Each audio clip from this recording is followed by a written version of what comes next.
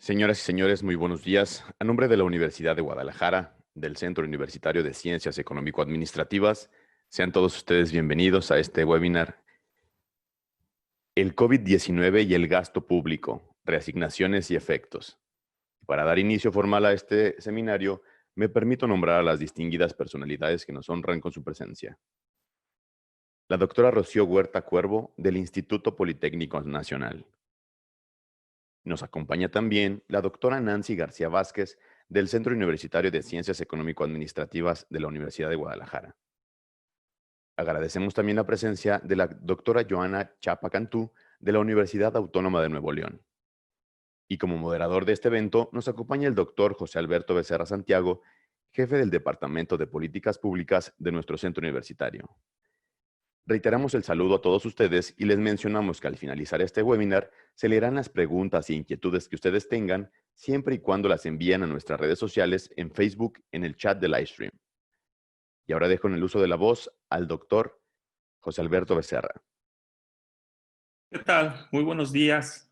Es un placer contar con la participación de 3 investigadoras en este webinar y sin más me permito hacer una breve presentación de las panelistas que nos acompañan. En primer término nos acompaña la doctora Rocío Huerta Cuervo.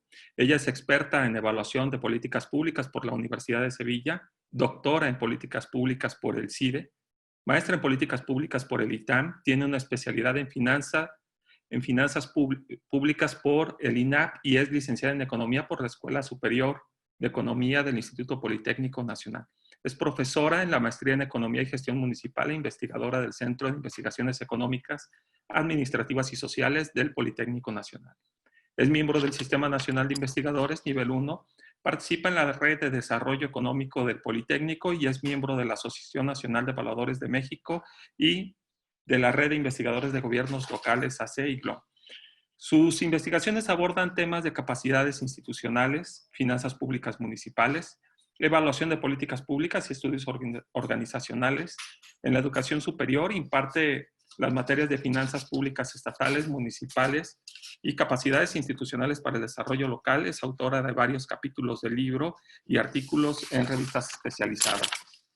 Asimismo, contamos con la presencia de la doctora Nancy García Vázquez. Ella es politóloga, maestra en Sociología Política por el Instituto de Investigaciones Dr. José María Luis Mora y doctora en Investigación en Ciencias Sociales, especialidad en Ciencia Política por la Facultad Latinoamericana en Ciencias Sociales con sede en México. Actualmente es profesora investigadora del Departamento de Políticas Públicas de la Universidad de Guadalajara, miembro del Sistema Nacional de Investigadores, nivel 1. Su línea de investigación se vincula con la evaluación y análisis de políticas públicas, la rendición de cuentas y la fiscalización superior, los procesos electorales y la representación política de las mujeres. Acerca de estos temas, ha escrito libros y artículos en revistas especializadas. Por último, es muy grato contar con la participación de la doctora Joana Cecilia Chapa Cantú. Ella es doctora en Economía con especialidad en Teoría Económica y aplicaciones titulada con honores por la Universidad de Barcelona, licenciada en Economía con mérito por la Universidad Autónoma de Nuevo León. Sus principales áreas de interés son modelos multisectoriales, crecimiento económico y finanzas públicas.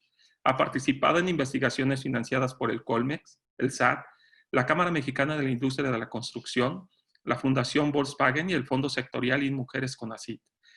Ha obtenido varios reconocimientos producto de sus investigaciones, el segundo lugar del Premio Nacional de Finanzas Públicas de la Cámara de Diputados en el 2016, premio a la investigación en la Universidad Autónoma de Nuevo León en el área de Ciencias Sociales en 4 años distintos y primer lugar del premio del Centro de Investigaciones Económicas de la misma universidad en el 2012, 2014 y 2016.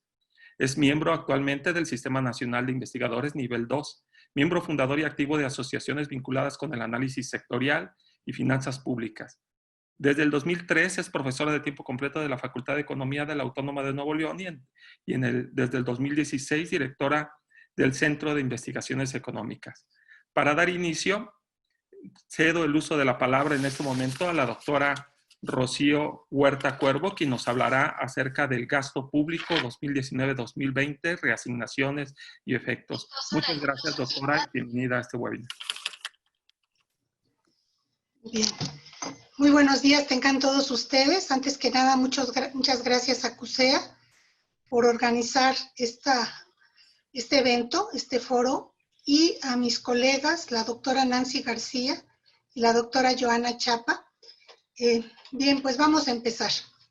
Mi presentación se denomina el gasto público 2019-2020, reasignaciones y efectos.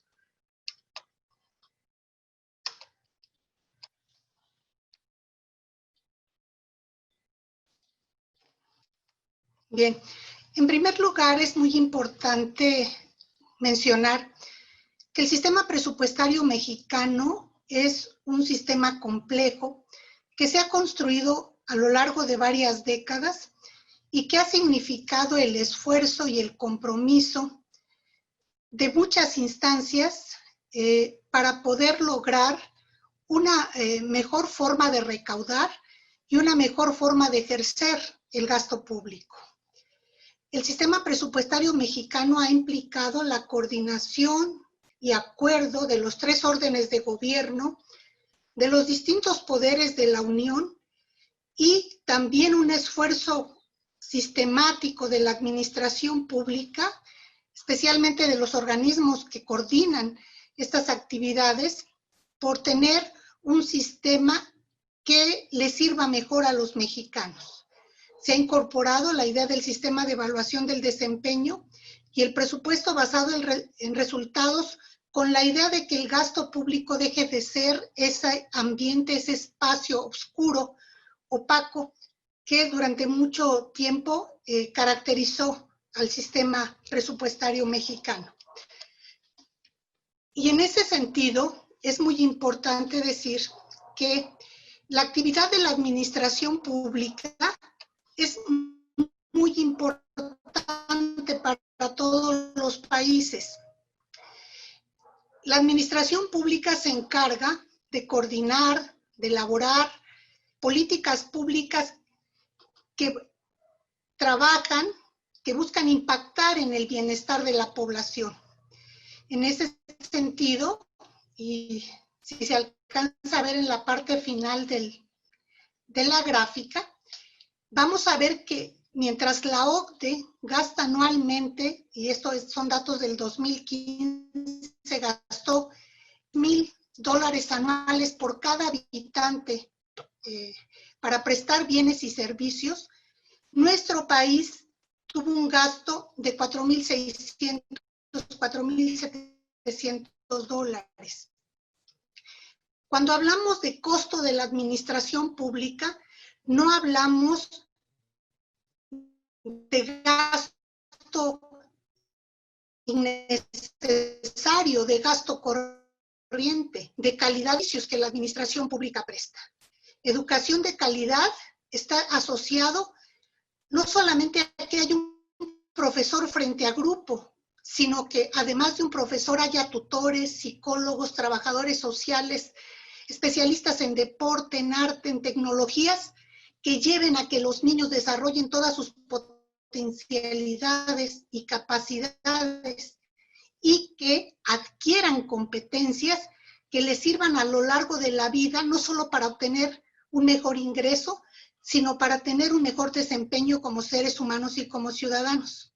Cuando hablamos del sector salud, hablar del gasto en la administración pública implica más médicos, más enfermeras, más equipo, más químicos, más laboratoristas, más servicios de distribución de los insumos, en fin. Y esto lo comento porque ha habido una idea que se ha permeado en ciertos segmentos, de que hablar de gasto público en la administración pública es hablar de gasto innecesario, de gasto corriente se dice, y no se ve que detrás de ese gasto está la calidad de los servicios públicos que el gobierno ofrece.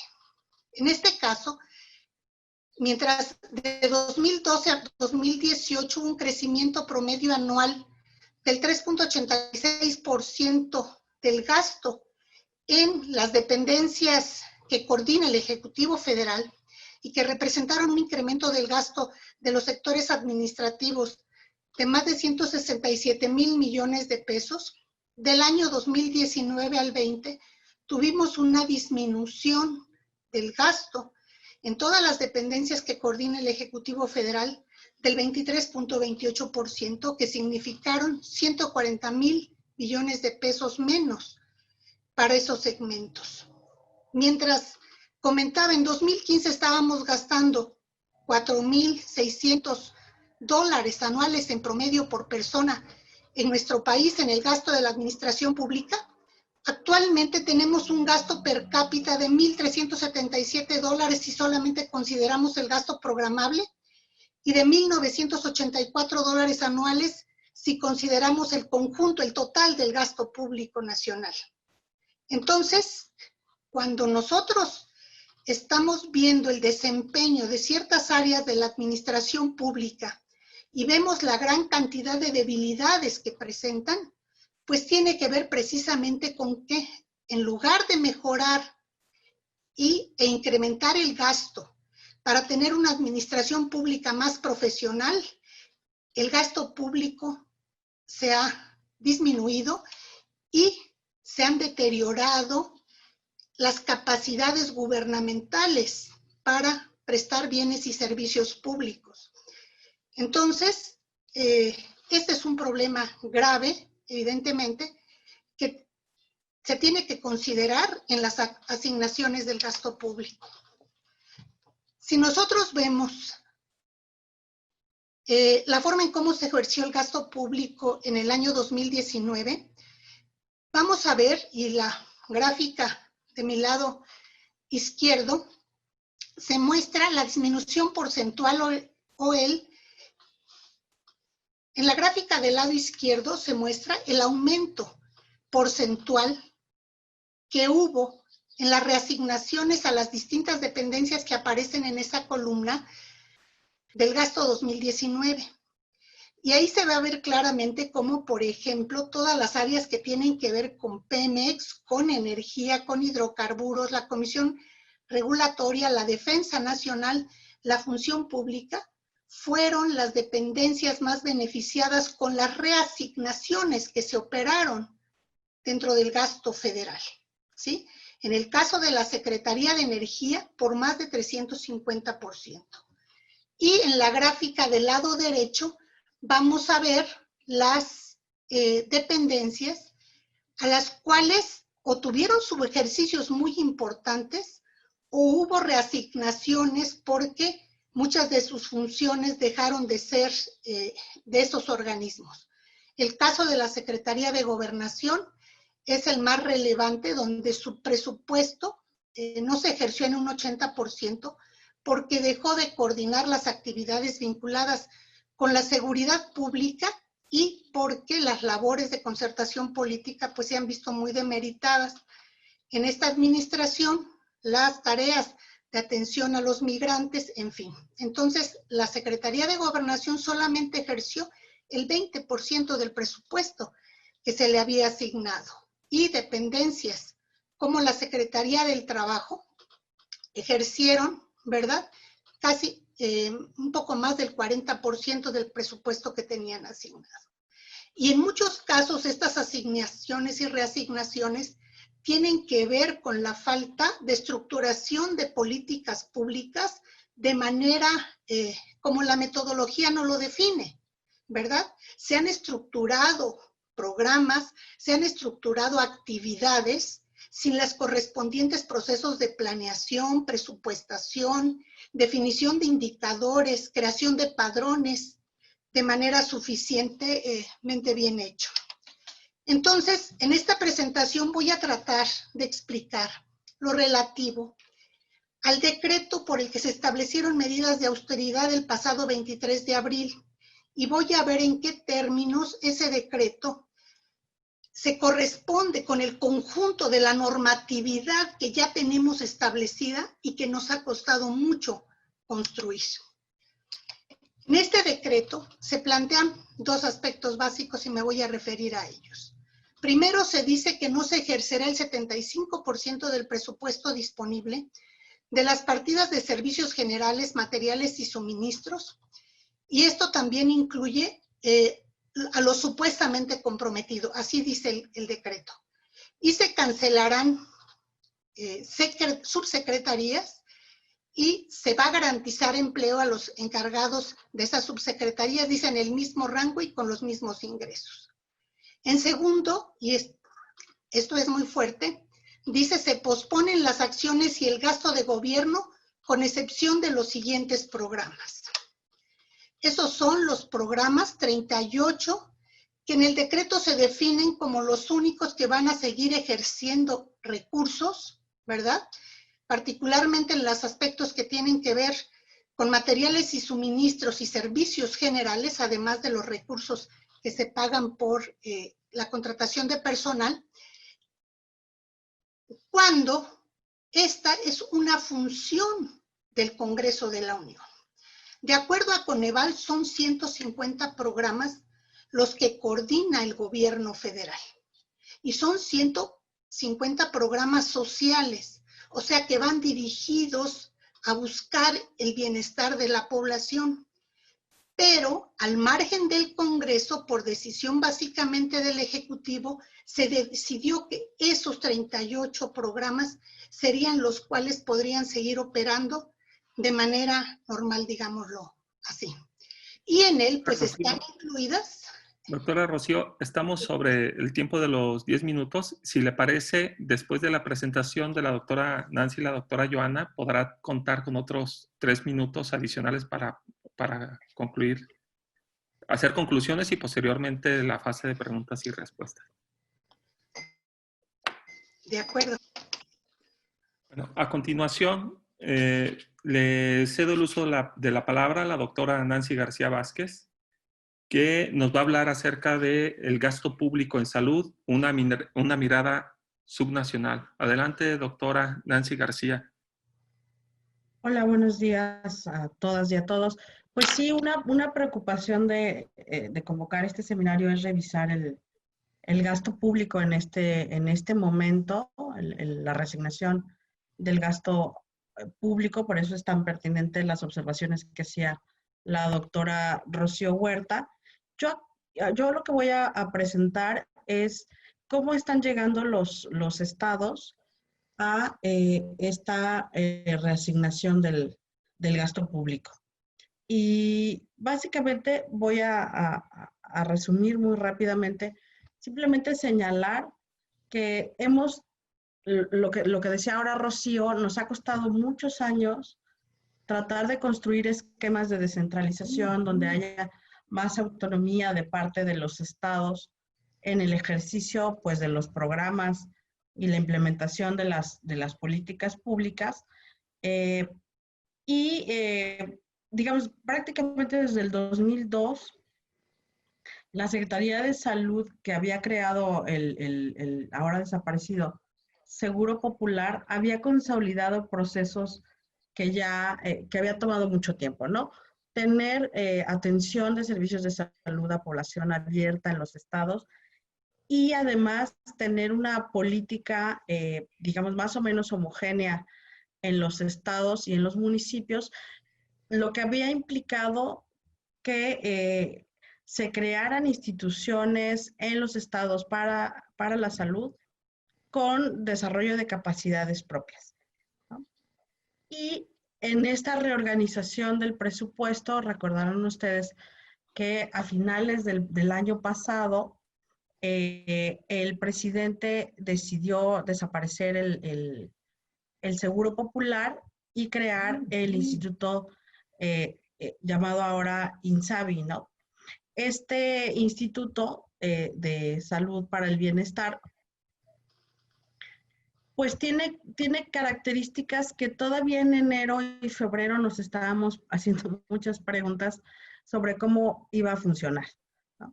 El objetivo principal de este instituto es garantizar servicios a la población más vulnerable bajo un esquema universal de atención médica, ¿sí? Pero teníamos todavía entre enero y febrero muchas dudas de cómo iba a operar con los estados.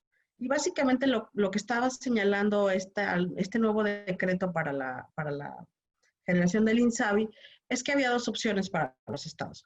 o los estados firmaban un convenio de adhesión para que la federación asumiera de manera casi completa la operación de los servicios de salud en los estados, o firmaban simplemente un convenio de adhesión donde quedaba el estado con su rectoría completa de los sistemas de salud, pero el financiamiento quedaba relativamente parcial, ¿no?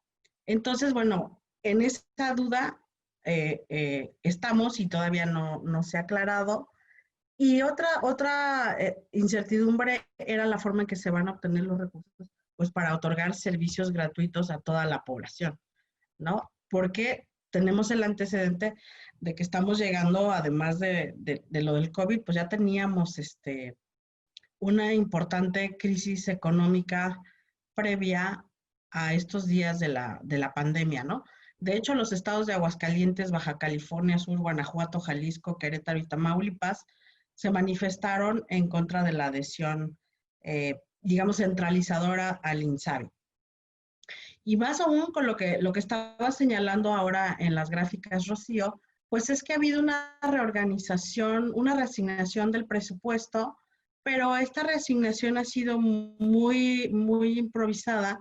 Y por ejemplo, en el sector salud, solo en el sector salud, el año pasado hubo un subejercicio de casi 52.2%, ¿no? Lo cual si se contrasta con otros años, pues es el monto más bajo en inversión en el sector salud históricamente. Entonces, ¿cómo llegaron los estados y cómo llegó la federación antes del INSABI? Antes del COVID, pues con una disminución importante en el gasto programable en salud, ¿no? Ya decía yo, sí hubo un recorte muy importante porque, como señalaba también Rocío, pues esta reasignación implicó fortalecer ciertas áreas que tienen que ver con los energéticos, pero descuidó la salud. Y otra cosa que me interesaba señalar en esta ponencia es que de por sí somos un país deficitario en términos de atención a la salud, ¿no? Si vemos el gasto público subnacional en salud como porcentaje del PIB estatal, lo que vemos en esta gráfica es que las entidades federativas destinaron al gasto en salud el 3.0% en salud pública, ¿no? Y en el mismo año, por ejemplo, voy a regresar, en otros países como Uruguay se destinó el 6.1%, en Chile el 3.9%, en Bolivia el 3.8%. Aquí en esta gráfica estoy presentando el valor promedio y si ustedes observan, pues la mayoría de estados están por abajo del promedio, ¿no? Cuando vemos, por ejemplo, el gasto público total en salud como porcentaje del gasto público total, también lo que podemos observar es que hay una heterogeneidad importante entre los estados, ¿no? 25 entidades federativas destinaron menos del 25% de su gasto total a los servicios de salud. En esta siguiente gráfica también vemos el gasto público per cápita de la población con y sin seguridad social. Si ustedes observan, más o menos en promedio el gasto público per cápita para la población asegurada es de 5.535 pesos. Estos son datos de 2017 porque son los datos que yo encontré en la página del gobierno federal. Y el gasto público para población sin seguridad es de 4.413 pesos. Si pensamos que una prueba de COVID anda entre 1.500 pesos a 10.000 pesos, ¿sí? Pues resulta que el gasto promedio, se nos iría todo el gasto per cápita en poder hacerte una prueba en salud para todos los estados o para casi todos los estados. Y otra cosa que quisiera señalar de esta gráfica es que si ustedes se dan cuenta, hay estados donde la brecha entre el gasto para población con y sin seguridad social es mínimo, ¿no? Por ejemplo, vean el estado de Oaxaca, pues da lo mismo que trabajes en el sector formal a que trabajes en el sector informal, porque lo que gasta ese estado, pues es nada, ¿no? En comparación de la población. Y en cambio hay otros estados, ¿no? Por ejemplo, el caso de Baja California Sur, donde el gasto público es mayor al gasto para personas sin seguridad social. Entonces, lo que se ve en esta gráfica, pues es una gran heterogeneidad, y así están llegando los estados al problema de la reasignación del gasto y del COVID. Estas son las tendencias del COVID del sábado, por estados. Solo tomé 2 indicadores, las muertes por COVID y los casos positivos por COVID que publicó la Secretaría de Salud. Y algo que quisiera resaltar de esta gráfica, de estas 2 gráficas, es que la dinámica de la epidemia no es igual en todo el país, afortunadamente no es igual, pero sí hay estados que van a necesitar una inversión mucho mayor el resto del año que otros estados, ¿no? Básicamente la Ciudad de México, el Estado de México, Baja California, Tabasco, Sinaloa, Veracruz, son estados donde se va a requerir un mayor ejercicio del gasto público.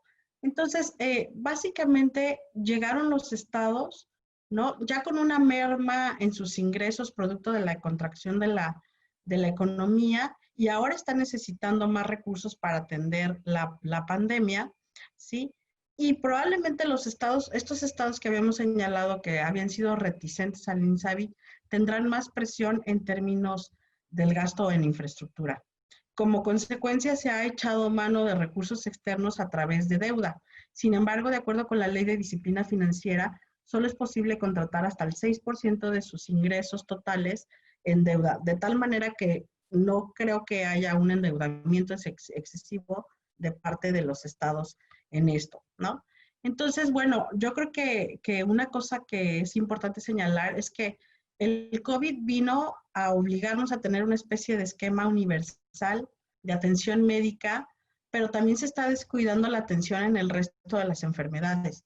Y eso sin duda va a brincar en algún momento del tiempo, no sé, en diciembre o en enero del próximo año, haciendo que los estados tengan pues más necesidades de gasto, ¿no? Y además, una cosa, sí. Perdón que la interrumpa, pero estamos sobre el tiempo. Si Sí. quieres, algunas de las conclusiones que todavía tiene pendientes las podríamos ver después de la presentación de la doctora Joana. Está perfecto. Gracias. A continuación, le damos el uso de la palabra a la doctora Joana Cecilia Chapacantú para que nos hable acerca del impacto económico del paro de actividades no esenciales en México. Adelante, doctora.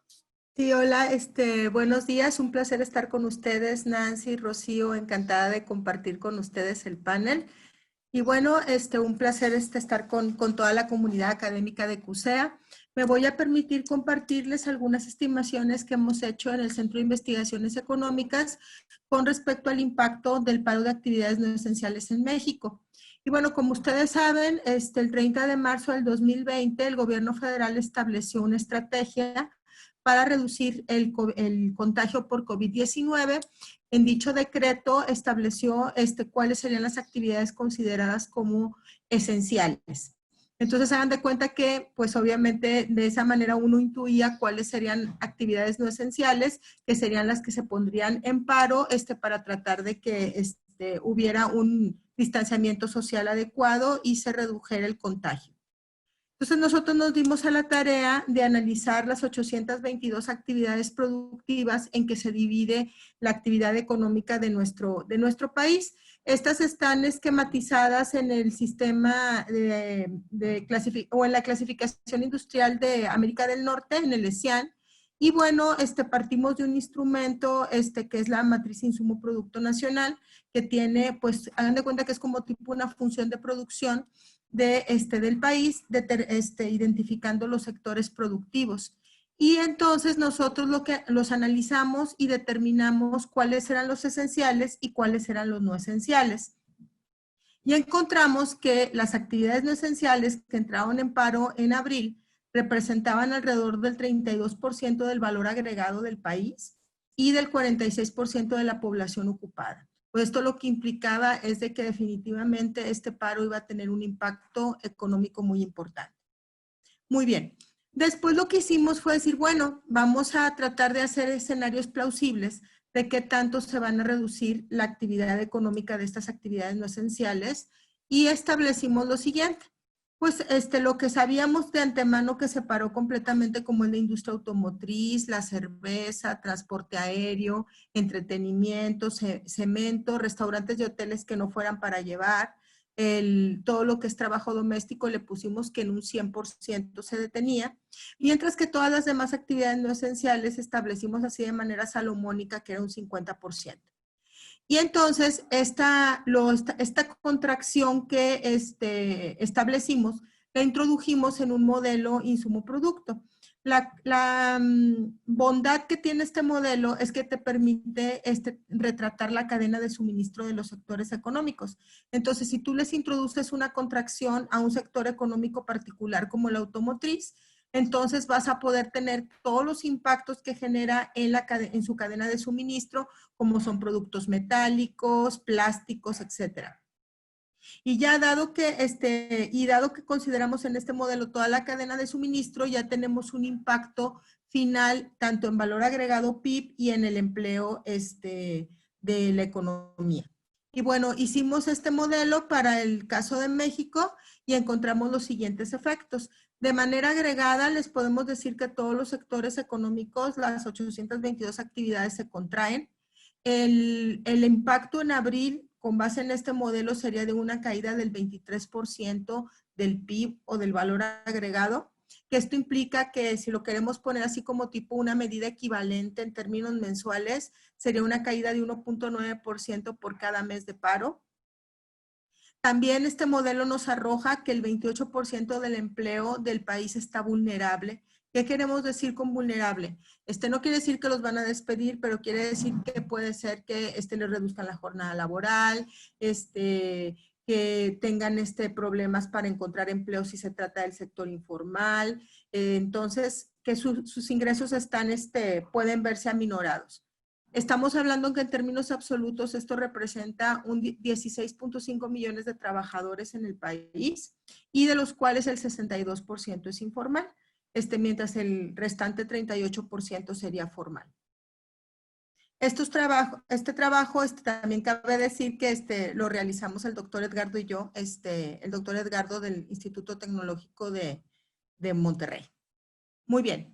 Ahora, también este modelo nos permite obtener los impactos de manera sectorial. Entonces, la parte interesante aquí es ver cuáles son los sectores económicos que concentran los mayores impactos en valor agregado y en empleo. En el caso de valor agregado, el sector construcción es uno de los que se ve más afectado, seguido por el de maquinaria, equipo eléctrico, electrónico y de transporte, en donde está todo lo que es de industria automotriz y su cadena de suministro. El comercio también se ve muy afectado y pues obviamente servicios de alojamiento temporal y preparación de alimentos, que pues eso es lo que es restaurantes y hoteles. Si ustedes observan, pues estamos hablando de 33, 44, más del 50% del impacto se concentra en estos 4 sectores. En el caso del empleo, los sectores varían un poquito, especialmente hay un sector que es el de servicios de mantenimiento, reparación, instalación y todo lo que es empleados domésticos está aquí, que es el que tiene el primer lugar del impacto en el empleo, un 23% lo concentra. Después le sigue la construcción con el 18%, después restaurantes y hoteles con 14%, y aquí aparece otra vez el automotriz y todo su vínculo productivo. Aquí también se concentra lo que viene siendo computadoras, electrodomésticos, que son los principales exportadores o líderes de exportación del país, con 9%. También vemos que son los sectores que más se verían impactados en términos de empleo. Cabe mencionar, por ejemplo, que el primer sector, el de mantenimiento, reparación e instalación, es un sector que tiene, que tiene muy baja productividad. O sea, hagan de cuenta que se necesitan muchos trabajadores para producir 1 millón de pesos. Es un sector que es muy intensivo en trabajo. Muy bien.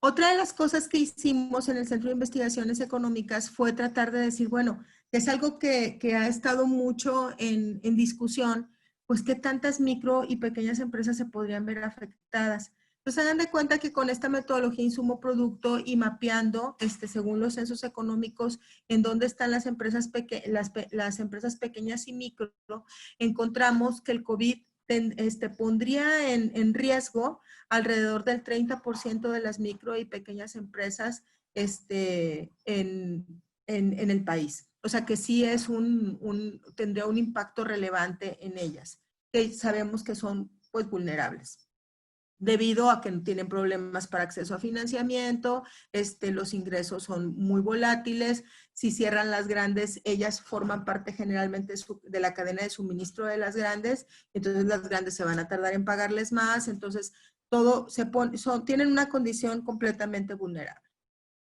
Muy bien. Y después, finalmente les presento este ejercicio que se nos hizo interesante.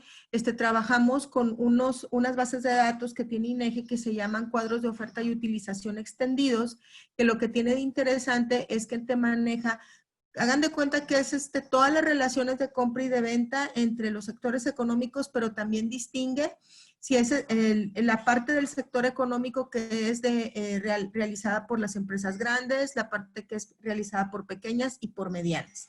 Y entonces también introdujimos el escenario de shock, de paro de actividades en el país, y encontramos lo siguiente que se nos hizo bien interesante, que sería cuánto se concentra del impacto en la producción, que aquí nos sale alrededor de un 24% de impacto en la producción del país, y en qué sectores y de qué tamaño, o de la empresa de qué tamaño es de ese sector que se verían más impactadas. Y aquí es algo bien importante. Las industrias manufactureras son de las más afectadas en el país, concentran el 26% del impacto y son las empresas manufactureras grandes. Le sigue también las industrias manufactureras pequeñas, después aparece la construcción y los hoteles y restaurantes de tamaño pequeño, las industrias manufactureras otra vez de tamaño mediano y así sucesivamente. Aquí ustedes pueden notar algo que a mí se me hace muy relevante. Por ejemplo, hay que tener mucho cuidado con la interpretación porque servicios de mantenimiento, reparación, instalación, ese sector que tiene un impacto, que concentra un impacto bien fuerte en el empleo, que hay mucha gente vulnerable, pues sí, pero te aporta bien poquito a la producción. Mientras que la industria manufacturera, si me explico, la industria manufacturera grande, la pequeña, la mediana, concentra el impacto fuerte en términos de producción. Entonces, vamos a lo siguiente que, bueno, al final les doy unas reflexiones al respecto, pero que hay que tener mucho cuidado al leerlo y al ver que al final de cuentas, las grandes, pues obviamente ayudan a que las pequeñas sean contratadas y las que generan mucho valor son las empresas grandes, ¿verdad? Y bueno, aquí les presento unas estimaciones que hicimos el doctor Edgardo y yo, en donde manejamos ya con estos escenarios el impacto que sería en términos anuales, manejando un escenario de recuperación tipo V, en donde te recuperas como un 25% en mayo, después te recuperas un 40% y en el último trimestre ya te recuperas. Doctora Joana. Ritmos que tenías antes. Doctora Joana, lamento interrumpirla. Se agotaron los 10 minutos. Vamos a dar otros 3 minutos a cada una de las participantes para que redondee su participación y además la complemente con las participaciones que han tenido las otras panelistas. Le cedo el uso de la palabra a la doctora Rocío para que nos haga uso de sus 3 minutos. Adelante, doctora.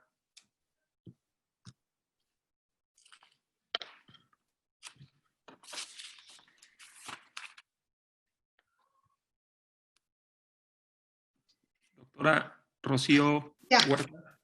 ¿Sí me escucha? Ya.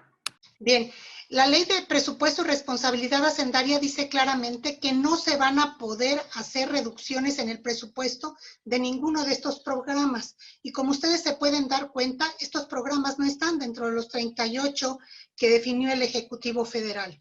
Así también la Ley Federal de Presupuesto y Responsabilidad Hacendaria marca claramente que cuando los requerimientos o la emergencia, lo dice claramente, sobrepasa el 3% de los ingresos por impuestos registrados en la Ley de Ingresos, es necesario que las propuestas de reestructuración vayan a la Cámara de Diputados. Entonces, haciendo un cálculo, los requerimientos de los distintos programas que el gobierno federal aprobó para apoyar con créditos, microcréditos a microempresas, más o menos andaban por el orden de 200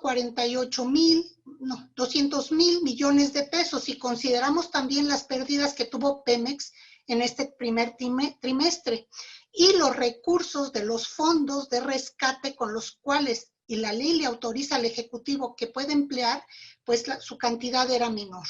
Entonces, la ley dice claramente que cuando rebasa el 3% de esos ingresos tributarios, tiene que ir a la Cámara de Diputados una posible reasignación porque corresponde al Congreso la definición sobre el gasto público. En ese sentido, me parece que hay severas violaciones a la normatividad que nos hemos dado para el manejo del presupuesto y que las decisiones del Ejecutivo no ayudan a una mayor transparencia y tampoco ayudan a una mejor y más eficiente asignación del gasto público.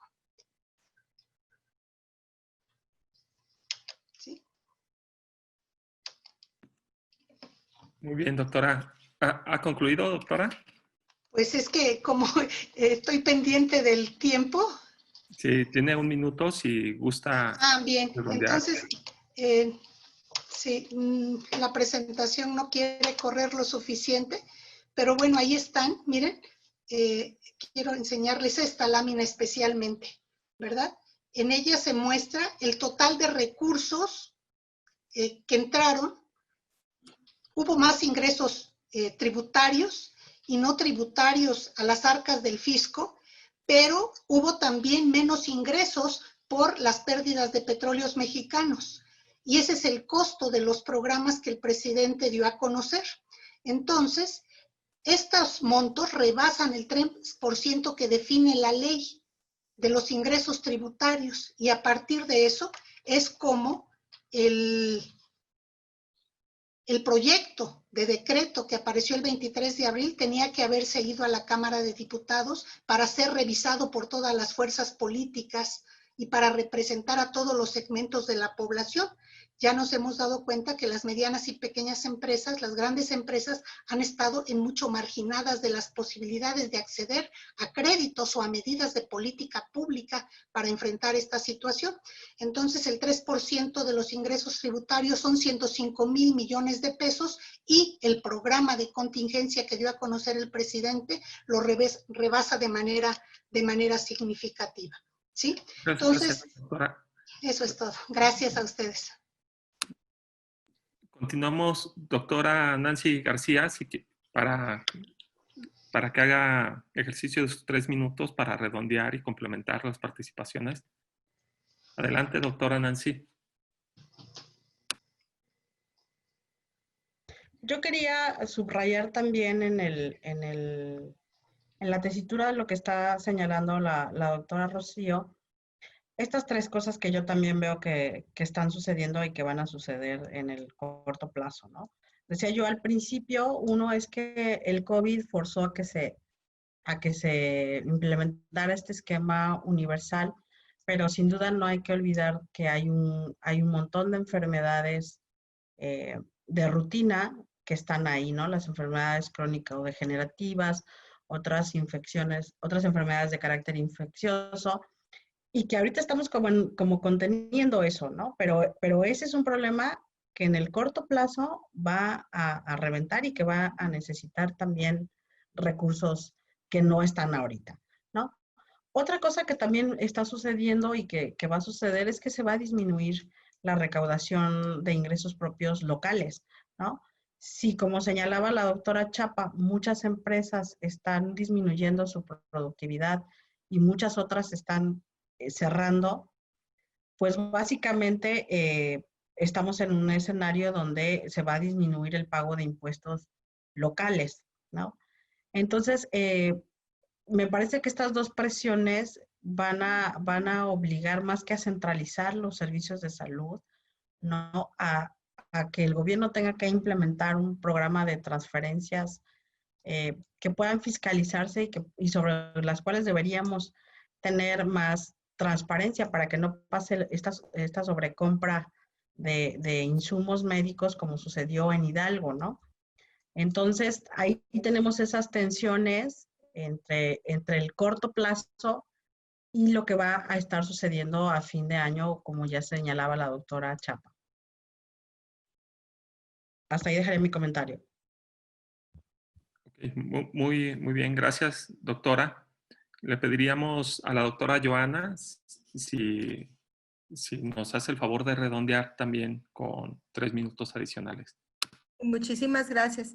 Y bueno, nosotros hicimos las estimaciones, como les comentaba, después de hacer todo el análisis sectorial y la parte del impacto en abril y verlo por tamaño de empresa, hacerlo ya en términos anuales con un escenario tipo V, y encontramos que nosotros pronosticamos alrededor de una caída del 8.9%. Bueno, en este caso es para el Estado de Nuevo León, pero para México de un 8.5%, lo cual pues la verdad no tiene precedentes. O sea, es un impacto mucho mayor que lo que se considera que sucedió en el 2009 con la crisis económica mundial. Y bueno, para finalizar, compartirles unas reflexiones finales, pues vuelvo a apuntar, es un impacto económico que no tiene precedentes. Consideramos muy importante apoyar a todas las empresas, o sea, pequeñas, grandes y medianas requieren apoyo. No hay que olvidar, primero que nada, las micro y pequeñas empresas es importante por su condición de vulnerabilidad y problemas de acceso a crédito. Pero las empresas grandes y medianas no hay que olvidar que son las que generan mucho valor, que son las que a su vez contratan a las pequeñas. Entonces, y son las que pueden tener la manera de que tener los recursos para poder llevar medidas sanitarias adecuadas. Entonces yo creo que es importante apoyarlas a todas, si bien no es darles un subsidio a las grandes ni a las medianas, al menos a lo mejor impulsar prórrogas en el pago de impuestos a que se espere a esperar a que se reactive la economía. Consideramos también con los resultados de este estudio que el plan de reactivación es adecuado en el sentido de qué sectores abrir. Se nos hace que la automotriz y la construcción, como ustedes pudieron ver, tienen impactos significativos con el paro de actividades, y con empezar con ellos en junio está genial, especialmente la automotriz, que está relacionadas todas las cadenas de valor mundiales, que obviamente sería relevante que reactivarlo en términos tanto de empleo como de valor agregado. Y finalmente, pues estos tiempos son para ser flexibles, creativos y adaptarnos a las nuevas condiciones. Es imperante tratar de sacar lo mejor de esta situación tan complicada que estamos viviendo. Y pues una de las cosas es el home office, que aunque haya sido a la fuerza, creo que es un experimento natural y que nos vamos a dar cuenta, y algunas empresas que pudiera ser una buena opción que pueda hacerlas más productivas. Muchas gracias. Muchas gracias a usted, doctora Joana.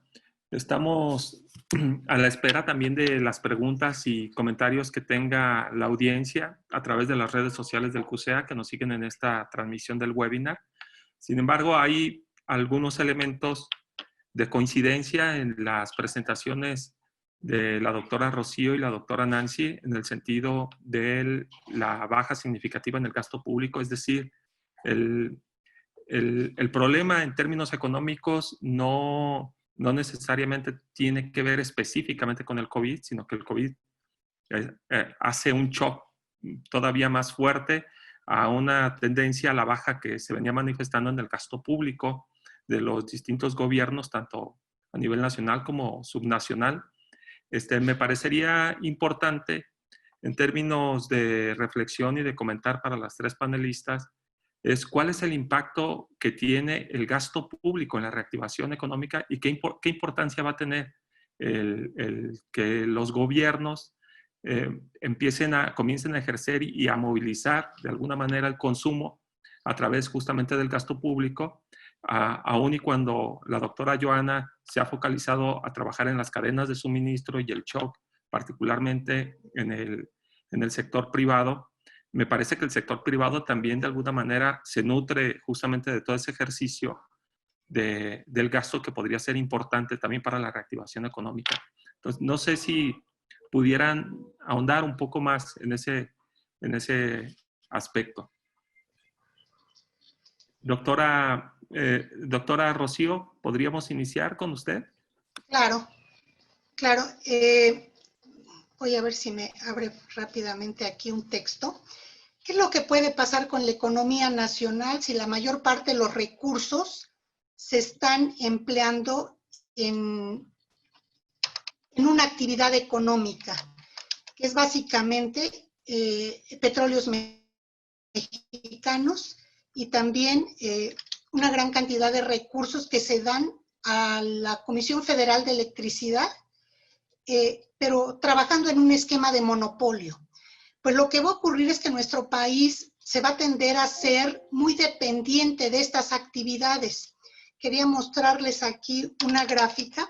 ¿Qué ocurre cuando un país se hace monodependiente de una actividad?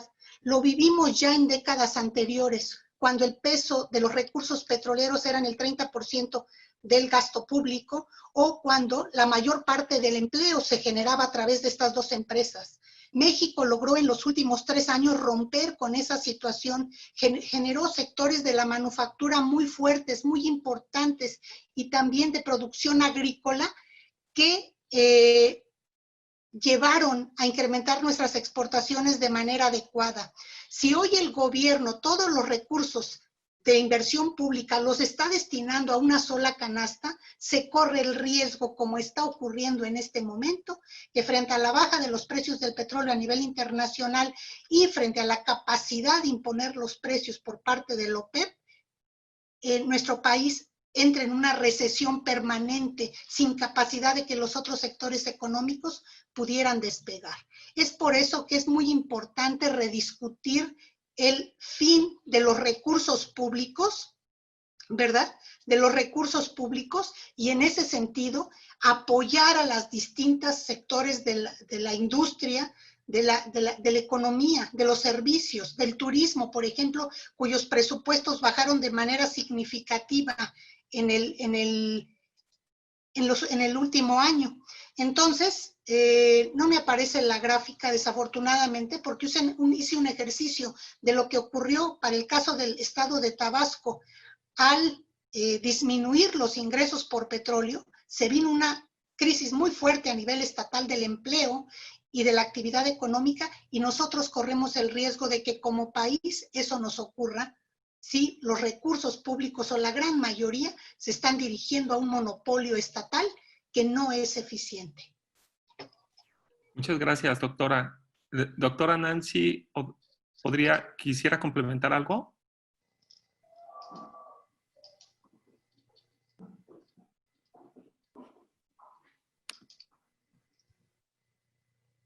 Perdón, ya. Sí, yo quisiera señalar la importancia que ya han señalado otros economistas de que haya políticas contracíclicas, ¿no? Y que no se ve ningún plan en este sentido. La única manera de reactivar el consumo y de reactivar lo que ya también señalaba la doctora Joana Chapa, la productividad, pues sería adoptando políticas contracíclicas, ¿no? Y más bien lo que se observa, pues es que, por ejemplo, al no querer reducir o aplazar los pagos de impuestos, ¿no? O este tipo de cosas, pues no se ve cómo se vaya a reactivar la economía. De hecho, todo el mundo esperábamos que hubiera un plan de reactivación económica, y lo que tuvimos fue un informe trimestral del presidente. Entonces, sí se necesita pues esto, ¿no? Porque si no, la opción que van a utilizar los estados pues es la deuda. Pero, insisto, ya en la deuda hay límites para el endeudamiento. Entonces, y sería una solución de muy corto plazo, con costos en el mediano y en el largo plazo, ¿no? Bien, gracias, doctora. Doctora Joana, ¿quisiera agregar algo? Sí, muchas gracias. Bueno, comentarles que también pienso yo que el hecho de que el gobierno federal haya decidido no aplicar una política contracíclica, como lo está comentando Nancy, yo de hecho por eso lo manejaba un poquito más, más tranquilo, de decir, bueno, no les des un subsidio, pero de perdido cobra, darles una prórroga, o sea, espérate tantito, ¿no? Que es una medida de apoyar a que se reactive la economía, pero todos los empresarios y la gente por ejemplo, acá en el norte, esperamos que empiece a mejorar la cosa a finales de año, si no es que hasta febrero del próximo año. O sea, sí estamos la reactivación va a tomar tiempo. A eso es a lo que voy, y esto obviamente se debe a que no se ha querido apoyar más a las empresas. Y hay un punto, yo creo que es bien importante, sí, ayudar a las pequeñas, a las micro y a las pequeñas. Son muchas y están vulnerables, pero las grandes son las que te generan el valor y las que generan la productividad en el país. También las tienes que apoyar, porque si no, eso no se va a ver reflejado definitivamente. Aparte, pues no, ellas son las que contratan a las pequeñas, ¿verdad?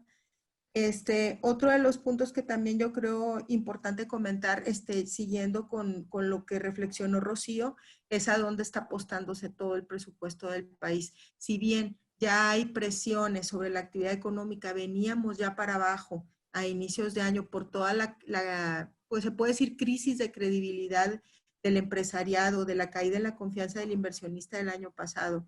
Le agregas la pandemia, le agregas Estados Unidos y China, que generan todas las cadenas de valor de las industrias más importantes a nivel mundial. Y después, aparte, apostar a un sector en donde pues prácticamente pues ahorita el precio del petróleo está súper bajo, y todo lo que viene siendo la energía está echando para atrás pues todos los proyectos que están a la orden del día a nivel internacional en energías renovables. Sinceramente sí está un poquito nebuloso el panorama.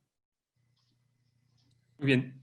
Quisiera nada más que finalizáramos hay 3 preguntas. Voy a exponer las 3 preguntas de manera rápida y a ver si se les puede dar contestación. Algunas de ellas incluso ya se han estado comentando. Denise Quintana nos dice, al analizar el grave impacto económico, que es prácticamente imposible evitarlo, ¿cuál creen que debió de haber sido la respuesta gubernamental considerando las capacidades del mismo? Frank Rodríguez nos pregunta, ¿cuál será el déficit público esperado? Y por último, Mariana nos pregunta directa para la doctora Rocío es, ¿por qué no se ha realizado la revisión del decreto del 3 de abril por parte del Congreso y si realmente nos representa a todos y a todas?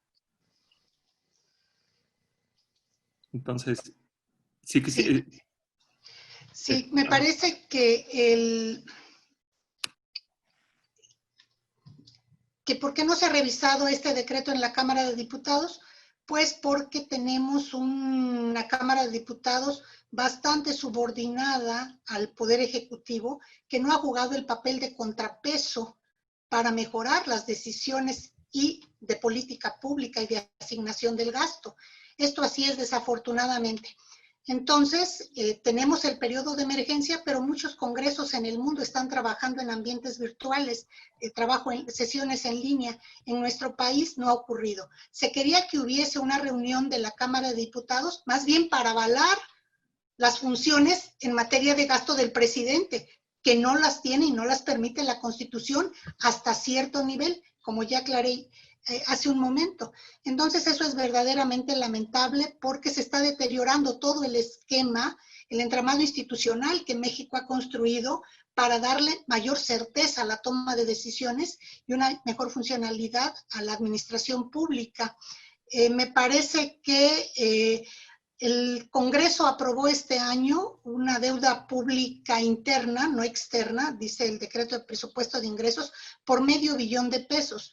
A la fecha, hasta principios de abril, se habían colocado bonos, algo así, por 250,000 millones de pesos en términos generales. Entonces, lo importante es saber, ¿para qué van a ocuparse esos recursos? ¿Para seguir estimulando a Pemex? Es una inversión como a una bolsa sin fondo, ¿verdad? Porque el nivel de ineficiencias que maneja esa empresa son muy, muy fuertes. Y en ese sentido se está dejando de apoyar a las grandes empresas que, como ya decían mis colegas, son las que mayor valor agregado generan y mayor empleo. Entonces, es una situación difícil, ¿verdad? Porque no tenemos acuerdos entre las distintas fuerzas políticas. Parecería que al Ejecutivo no le interesa la construcción de acuerdos y eso está llevando a que los programas que se dieron a conocer sean sumamente limitados. Yo no quiero decir que todos sean equivocados, no, me parece que está bien apoyar al comercio informal, apoyar a las personas desempleadas, pero la mayor productividad del país y el mayor valor agregado lo generan las grandes y las medianas empresas. Entonces, creo que en ese sentido se está fallando porque se está debilitando estructuralmente a la economía. Gracias, doctora. Gracias, doctora. Doctora Nancy García, para cerrar. Sí. Sobre el déficit, bueno, el mes pasado el propio secretario de Hacienda reconoció que después de una racha de 3 años seguidos íbamos a tener un déficit más o menos de alrededor del 0.4%, ¿no? Y en otras estimaciones están señalando que puede ser mucho mayor, ¿sí?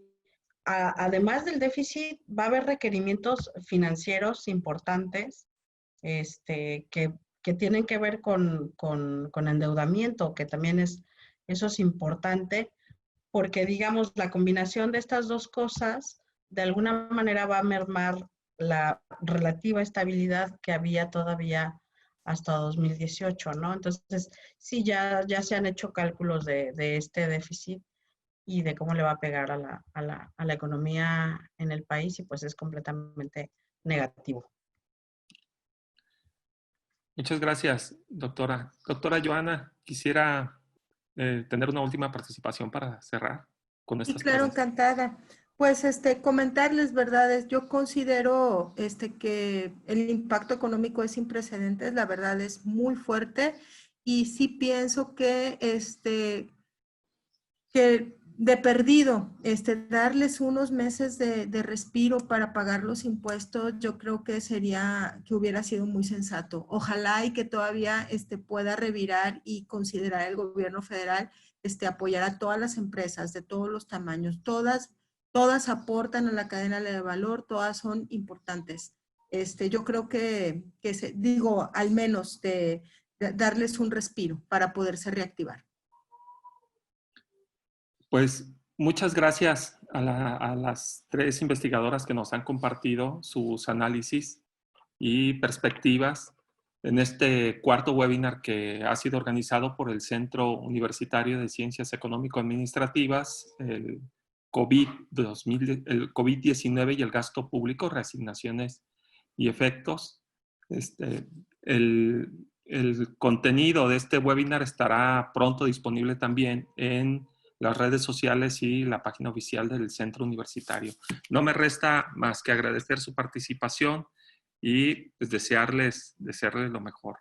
Muchas gracias.